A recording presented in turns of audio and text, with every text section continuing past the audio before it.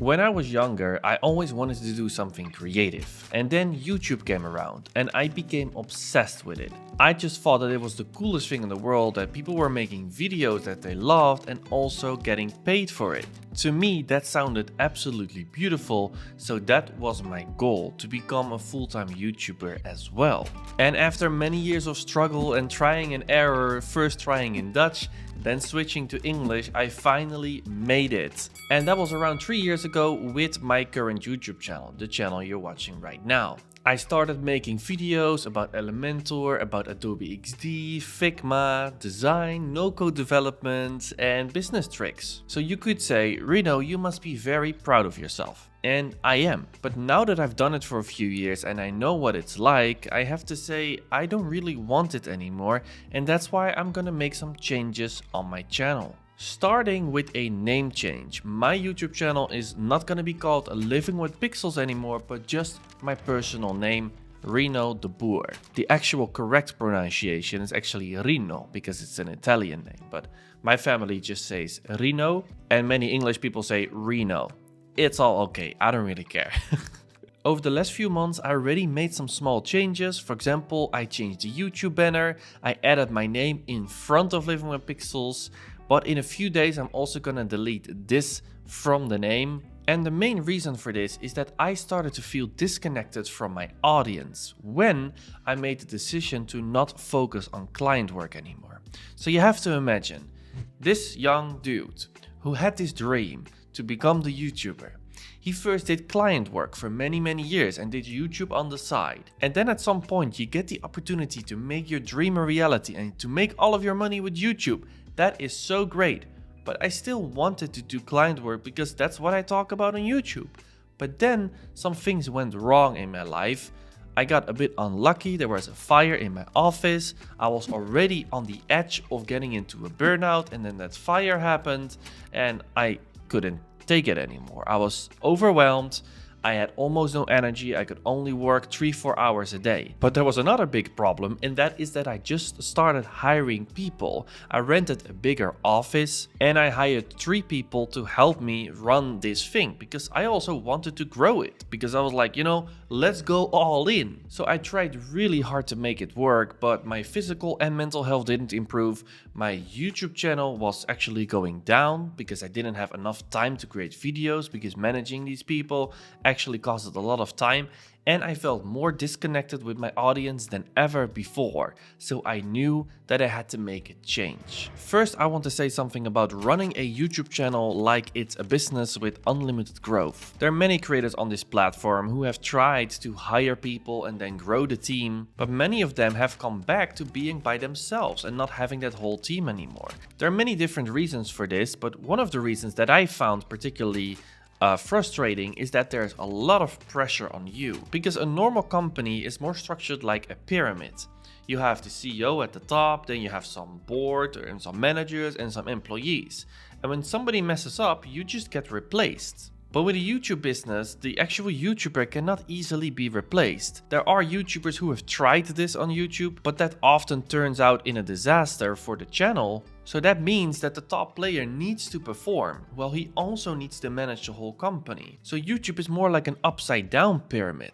I got this actually from another video, which I will link over here. There are many creators who talk about this problem. And another problem that comes with growing a YouTube channel like a team is that you have a lot of costs because you have employees with salaries. And so you have to make it work and you have to sacrifice other things that might not be too profitable. Otherwise you cannot pay your people. I'm not so profitable that I can just pay everyone and have unlimited money, right? So when that fire in my office happened, I was kind of like forced to let go of client work because it was just too much to handle and I had a big responsibility. And that was the main reason why I started to feel disconnected to my audience.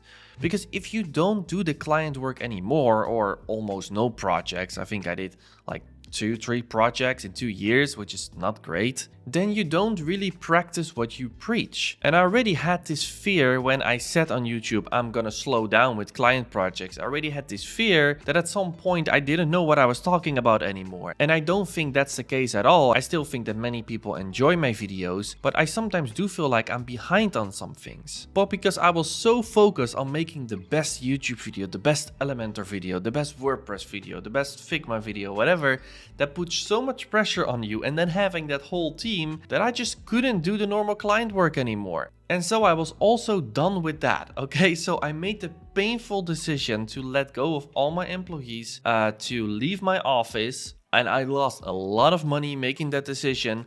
But for me, it was better because now I have more time to actually do client work again, so that I feel more connected to you guys, that I have interesting stories to share, and it's just a lot less pressure on me. I personally think that that's the beautiful thing about YouTube.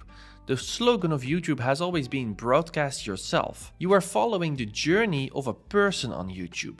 It's not like on TV when you're following a show and there is a host that presents the ideas in that show, and the host can be replaced.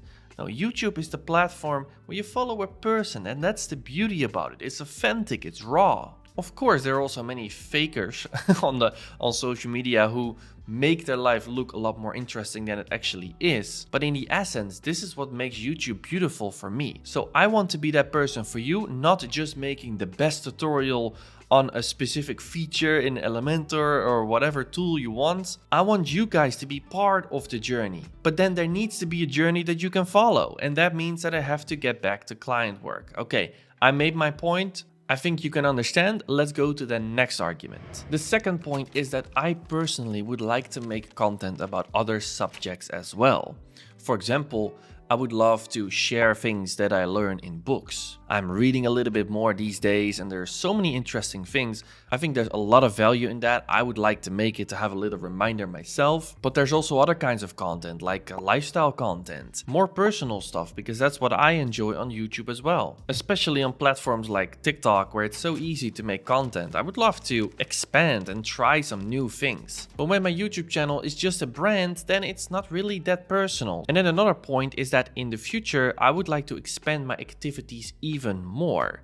Maybe because I have the dream to create my own plugins for WordPress. I don't know if that will ever happen. I don't know how hard it is, but I do have that dream, so that also my activities have a little bit more variety. Because right now, my life is basically doing research, script writing, recording, editing, uploading, and all over again. Constantly the same. And it's fun, but you don't meet a lot of people. That is something I would like to change. And it's a little bit repetitive. So in the future, I would like to expand my activities as well. So then a YouTube channel that is my personal name, where I could link to the different products that I have, makes a lot more sense. Living with Pixels is one of the things I can link to, because that brand, nothing will change about it, just the name of this YouTube channel and just how I see myself in that brand, but it's still the same brand. So I can link to Living with Pixels, I can link to this plugin, I can link to some other crazy thing I did on TikTok, whatever. So basically this move just gives me a lot more freedom in the future.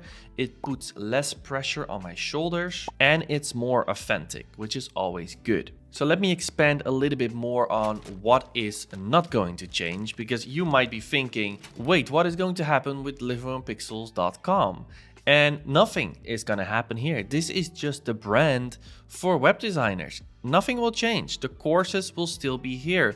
All the resources will still be here. But this is not my portfolio website that I'm going to use for client work.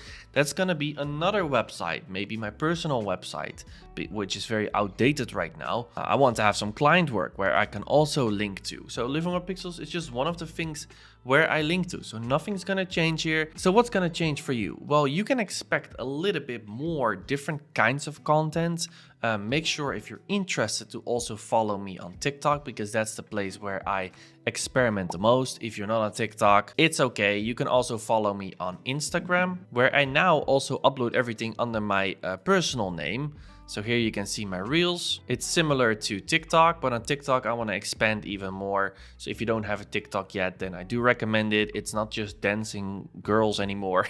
There are actually very interesting topics on this platform. Don't blame me for getting addicted because I already had a few people that told me that.